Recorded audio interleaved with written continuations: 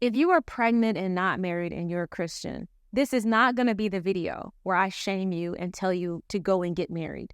In fact, I'm going to tell you, don't get married, especially if the person you are having a child with is not the person you need to spend the rest of your life with. So many of our grandmas and our aunties and our cousins and them got pregnant and their family pressured them and said, you need to make it right. And because of one mistake, they committed to a lifetime of a mistake. They became one with a person they had no business being with because they were unable to feel that moment of that, I made a mistake.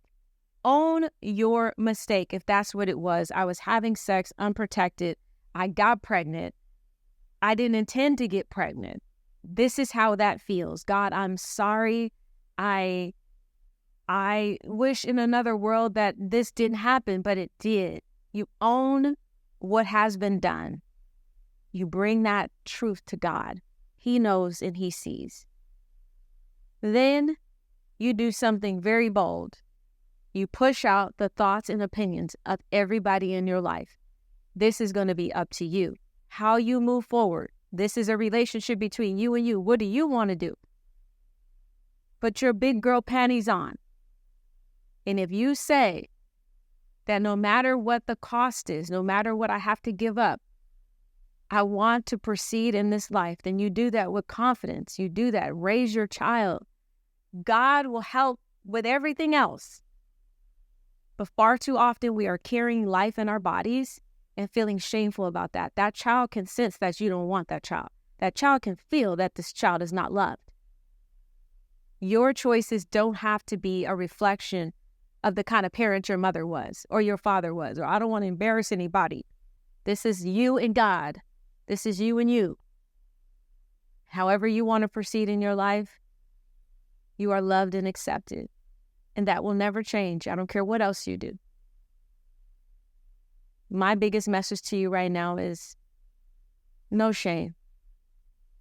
You did your best. You're living your life.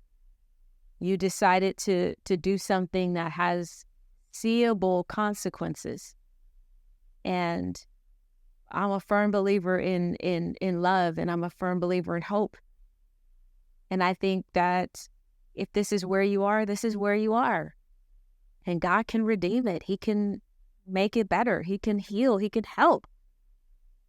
But when we internalize that sense of I am bad because of what I've done, it is so hard to shake that. This is a place of love and acceptance. So whenever you need a pep talk from your auntie, come holler at me. And I don't care. I've been in the church my whole life. I've done it. I've seen it. I've heard it. I've cried at the altar.